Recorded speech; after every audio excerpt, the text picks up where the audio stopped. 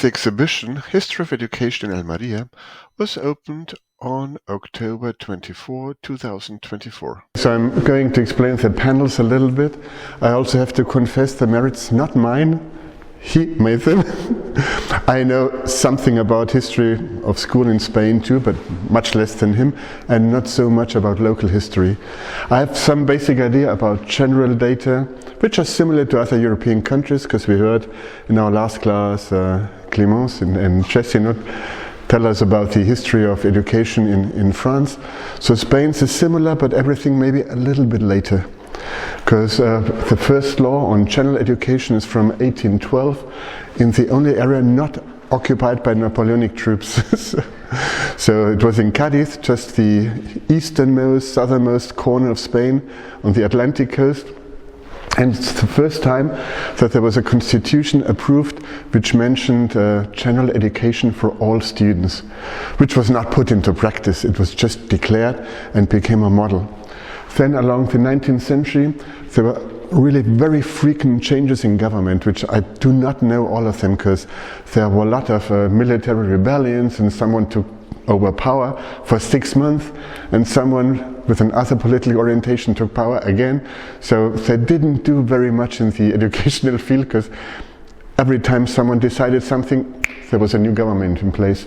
But there were some plans, one from 1836, from 45, and the turning point was 1857 with the so-called Ley Moyano. Moyano was a politician who tried to combine, well, the state control of education with respecting the interests of the Catholic Church. Because just like in France or all over Europe, there was always a fight going on about who is going to control education. Usually it was the Catholic Church which controlled education, but some said no, Catholic Church should stay out of it and the state should take over. So what he did, he proposed a compromise up to a certain point, whereas the state founded and controlled schools, financed schools, but the contents were controlled by the church. So Catholic content was still present in public schools, so this was a kind of compromise. And priests could teach classes of religion in public schools. This law was maintained during nearly 100 years. It did not lead to general schooling of all children, but only a minority of children could go to school, most of them in the cities and most male students in cities. There was not so much education for women, and if you went outside the big cities, so there was nearly nothing at all. There were some primary schools, but not in all villages. So what did change? So I also mentioned before 1898, which was the year in which Spain lost one of its last colonies, was Cuba. Cuba became independent with US-American help. So these troops came back and were not very much occupied. So Spain thought, well, what should we do with all this military which are not occupied? Let's start a colonial war in Northern Africa and try to occupy parts of Morocco, which they did not succeed, but there was during some time a colonial war ongoing. Then in 1900 the Ministry of Public Instruction was created. 1901 Romanones, a Spanish aristocrat, became minister who changed a lot of things. We have also, well, the foundation of some important institution. One is called, I don't know how to translate, in 1907, which was a kind of board for organizing studies. What they did do was send Spanish students to other countries in order to learn how these education systems worked. They sent, most of them went to Great Britain, to France, went a lot, and a very small group went to Germany. But really a small group, because people did not know German at the time, so they knew Spanish, they learned French. With a little bit of luck they knew English, but German was really quite a minority thing. But some went and some were quite influential. Then 1910, it's called the Residence Hall for Female Students was founded in Madrid. It was not just a residence hall, it was also a kind of point of meeting of intellectuals of this era. So they invited most famous intellectuals of the time, like Einstein, for instance, came to hold a speech, and many other people who went there, and intention was to foster female education. Then I told you, next one, well, this was 23, there was a military coup which led to a dictatorship until 1931, when the king abdicated, went abroad, and we had the Second Spanish Republic. They organized these educational missions, which I will explain later, which is on a panel here on the left-hand side. They reorganized teacher training totally, but the Second Republic didn't take very long. It was just 5 years, and not in peace, without the civil war, but there were a lot of internal conflicts between those who wanted the monarchy back, those who wanted an authoritarian fascist state according to the example of Germany and Italy, and those who wanted a republic or even a socialist republic like the Soviet Union. So there were a lot of conflicts going on. This war took about 3 years, was very brutal with a lot of people dying, and when it ended, education was reorganized again, and now education had to transmit the classical,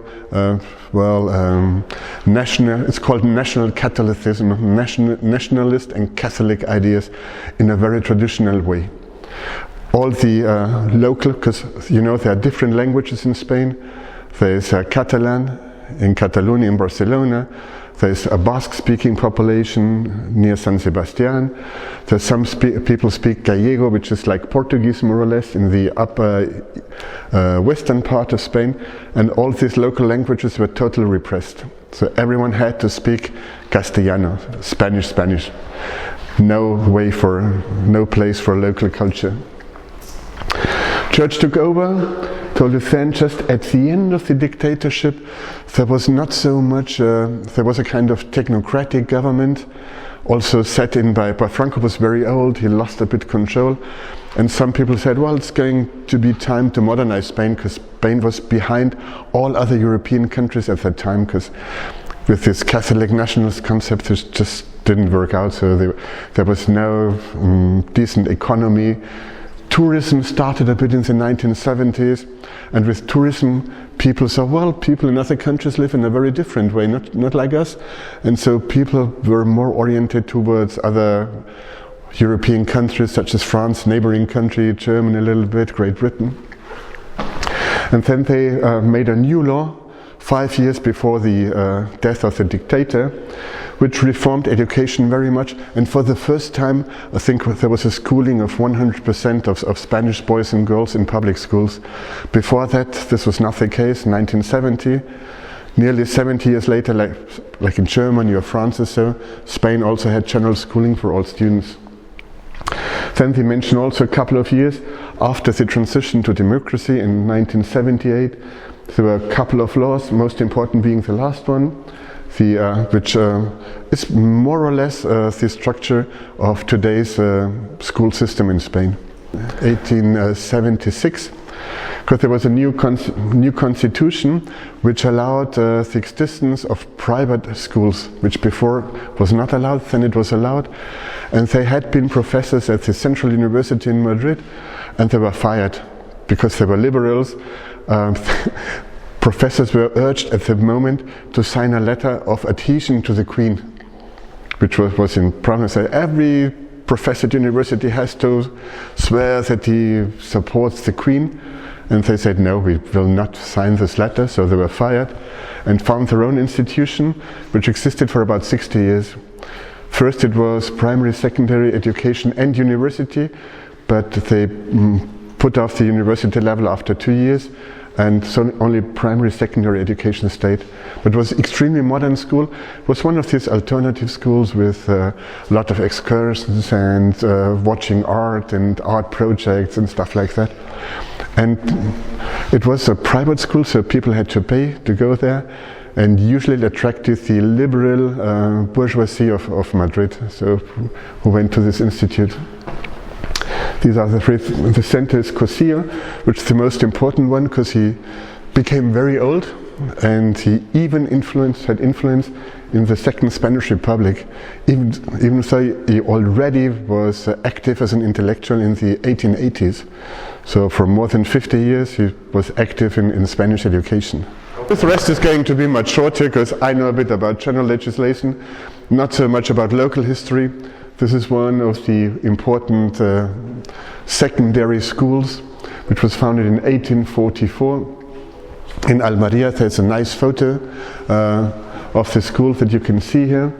They had some outstanding students at the school. First one, which is the man on the right-hand side, Nicolás Salmarón. He was one of the presidents of the first Spanish Republic, but only for a very short time. I think it was, don't know how long, I think about 6 months or so, because they changed a lot. It was a very short period of the First Republic, and they had, I don't know how many presidents, but I think about 6 presidents in 2 or 3 years, so they changed a lot. Then there's a famous Spanish poet, Federico García Lorca. No, don't know whether you've heard, yeah, you have heard of him. He also studied there in this secondary school. And Celia Viñas, whose name is now the name of also another famous secondary school. But well, that's it. So we also do have here in some of the archives. These are it's the grading of some students at the school. First one shows a lot of different concepts, names of intelligence, behavior, whatever. And the rest are also documents from this kind of secondary school. These escuelas normales, or teacher training institutes, founded in 1844, existing during a long time. We have some photos of the students who later became teachers who studied there. Then next one I mentioned was this Escuela de Artes, who left us a lot of material for this exhibition here. So they were also founded in 1810, still exists at present, so I think it has quite a long history. So the next one, if you move the camera a little bit, so just not to lose sight, okay. What's really something new is there was a Montessori school in Almeria, which we didn't know about very much, because what's reproduced on this panel is just a kind of application to support the school with funds, and what was decided in the end was not to give them funds but to give them material, school material. This is a letter which reproduces, this is the answer to the application to have the Montessori school supported. So now we have the last 2 panels, so luckily for you. This one shows what I told you before, these misiones pedagógicas, translated could be something like educational missions. There were some of them all over Spain, and they went especially to abandoned villages, of which there were a lot here. So here I have a list of the missions to which villages they went. I told you that the state spent a lot of money for these missions, because they made the gift of a movie projector, of some movies, of a gramophone, of records, and of at least 100 books, 10 of which the local teacher could choose. They sent him a list, say, so tell us 10 books that you would like to have at your school, so we're going to send them to you. They usually went sometimes with trucks, but at some places where I was, speaking, doesn't matter, some places where I went, it was not possible to travel there by trucks. I checked in the surroundings of Madrid. Just nowadays it's just I don't know, 50 minutes ride or 60 minutes, 60 kilometers by car. Then it took a whole day or 2. And they went with lorries to the next biggest village, and then to the smaller village. They had to put all the material on horses, because there was only some horse path. I can show you a movie, because I made a short movie about this. There were just some horse paths who went to the village. They had to unpack the books, put them on horses, and ride to the villages in order to leave the material. And all of this material, which were really, I don't know how many books they called it, I think about 100,000 books in total, And nearly all of these books were destroyed after the civil workers. The new dictatorship did not want people to be well educated, because usually it's easier to govern people who are not educated, to convince them, than those who are. This was a little bit the idea of the whole thing. And last one shows just some of the publications we made. Not me personally, just people who belong to my group at the university. One of them, a study of the teacher training school here. Next one of the Escuela de Artes, this art school. And the last one about, it's called empty seats, about rural schools after the civil workers. Lots of them were abandoned or could not go on existing, because certainly the regime was not very much into education. They did not want people to be well read and educated in order to govern them better.